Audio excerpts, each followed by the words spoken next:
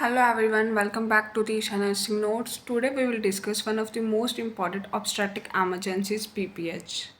तो चलो जानते हैं PPH की डेफिनेशन को. Postmortem haemorrhage is defined as excessive bleeding after child birth. PPH का मतलब है डिलीवरी के बाद नॉर्मल से अधिक ब्लीडिंग होना. After vaginal delivery blood loss of 500 ml और more. After cesarean section blood loss of 1000 ml और मोर. वेजाइनल डिलीवरी में क्या है कि 500 ml या उससे अधिक ब्लड लॉस को PPH कहा जाता है और सी सेक्शन में 1000 ml या उससे अधिक ब्लड लॉस को भी हम कौन से कंडीशन मानते हैं PPH.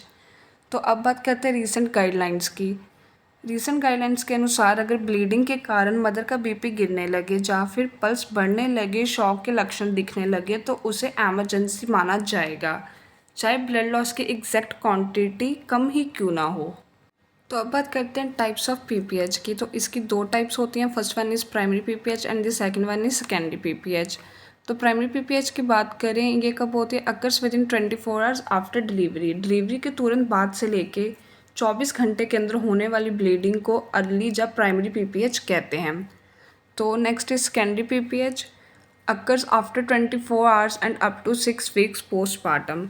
डिलीवरी के 24 घंटे बाद से लेकर 6 हफ्तों तक होने वाली एबनॉर्मल ब्लीडिंग को सेकेंडरी PPH या लेट PPH कहते हैं. नेक्स्ट बात करते हैं कॉजेज़ ऑफ PPH की.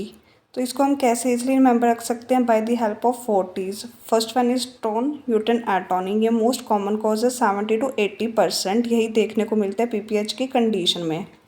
तो इसमें क्या होता है? Failure of the uterus to contract after delivery. Delivery के बाद क्या नॉर्मल यूट्रस को टाइट या बोल सकते हैं कॉन्ट्रैक्ट होना होता है ताकि ब्लीडिंग रुक जाए. अगर यूट्रस प्रॉपर कॉन्ट्रैक्ट नहीं करता तो हैवी ब्लीडिंग होने के चांसेस रहते हैं. ये सबसे कॉमन कॉज है किसका? PPH का. इसके कौन कौन से रिस्क फैक्टर हो सकते हैं यूट्राइन एटोनी के?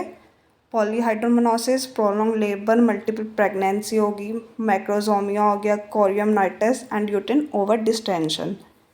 तो नेक्स्ट पॉइंट इज ट्रॉमा. इसमें क्या होता है? डिलीवरी के टाइम वेजाइना, सर्विक्स या यूटेरस में कट या टीयर हो जाए तो ब्लीडिंग होती है. सम टाइम एपिजोटमी वुंड या इंटरनल इंजरी भी कॉज हो सकती है. रेयर बट सीरियस कंडीशन है किसकी? यूट्राइन रप्चर की एंड यूट्राइन इन्वर्जन की. नेक्स्ट कॉज कौन सा होता है? टिश्यू.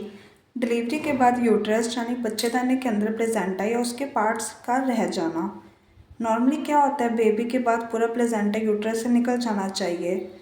यूट्रस फिर कॉन्ट्रैक्ट टाइट होता है और ब्लीडिंग रुक जाती है. पर इस कंडीशन में क्या है कि डिलीवरी के बाद प्लेजेंटा या उसके पार्ट्स रह जाते हैं और इसके कौन सा कॉज हो सकता है? Placenta accreta spectrum disorder. यानी प्लेजेंटा यूट्रस से बहुत स्ट्रांगली चिपक जाता है, ईजिली सेपरेट नहीं होता. तो लास्ट कॉज कौन सा होता है? Thrombin.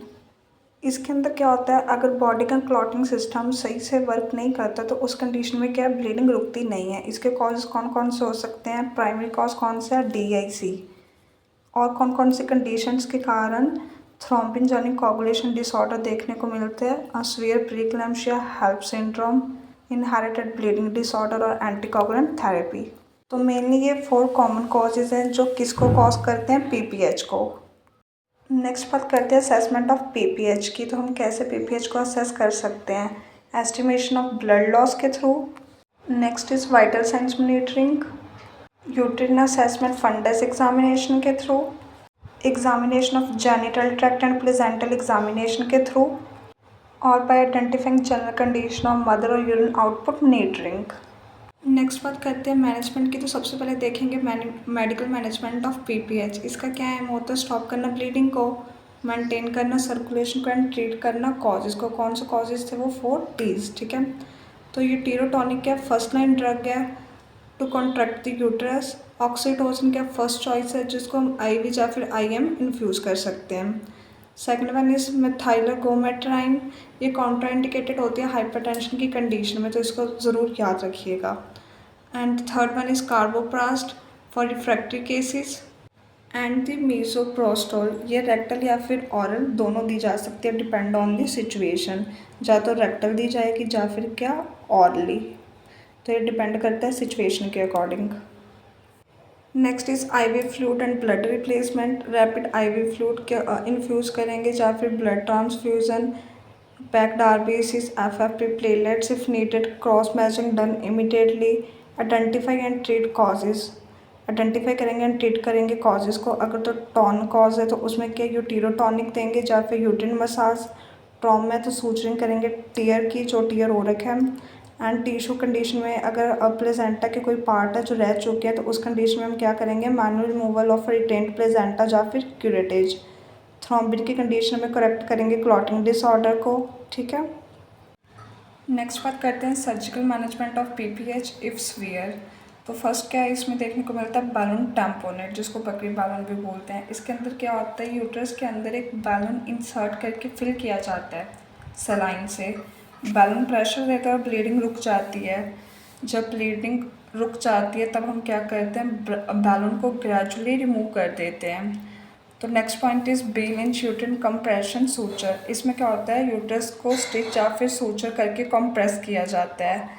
Next is uterine artery ligation. Uterus को ब्लड सप्लाई देने वाली आर्टरीज को बैंड किया जाता है इसमें। हिस्टेरेक्टमी, ये क्या लास्ट लाइफ सेविंग ऑप्शन है। यूट्रस को कम्प्लीटली रिमूव कर दिया जाता है इस कंडीशन में, जब ब्लीडिंग क्या अनकंट्रोल हो जाती है। नेक्स्ट जो मेन चीज़ है, nursing management of PPH. Immediate assessment, check करेंगे वाइटल साइंस, इसमें असेस करेंगे amount of bleeding, check uterine tone, observe sign of shock. Maintain करेंगे यूट्रिन कॉन्ट्रैक्शन को, परफॉर्म करेंगे फंडल मसाज, इंश्योर करेंगे कि ब्लैडर के एम्प्टी है, कैथराइजेशन इफ़ नीडेड। इनकरेज करेंगे ब्रेस्ट फीडिंग, नेचुरल ऑक्सीटोसिन क्या होगा उससे रिलीज होगा। IV access and fluid, maintain करेंगे large bore IV line, start करेंगे आईवी फ्लूड एज प्रेस्क्राइब और प्रिपेयर करेंगे ब्लड ट्रांसफ्यूजन के।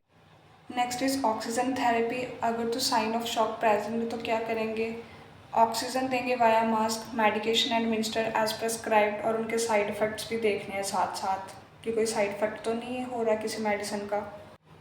मोनीटर करते रहेंगे वाइटल्स को every 5 to 15 minutes in severe cases. Measure करेंगे यूरिन आउटपुट को, रिकॉर्ड करेंगे blood loss accurately.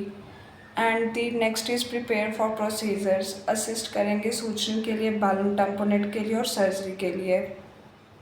Keep emergency drugs and equipment ready. तो last point is emotional support, reassure करेंगे पेशेंट को एंड फैमिली को, रिड्यूस करेंगे एंग्जाइटी एंड फियर को, explain करेंगे प्रोसीजर्स ब्रीफली रिगार्डिंग पीपीएच। तो ये थी medical surgical and nursing management of PPH. Thank you for watching.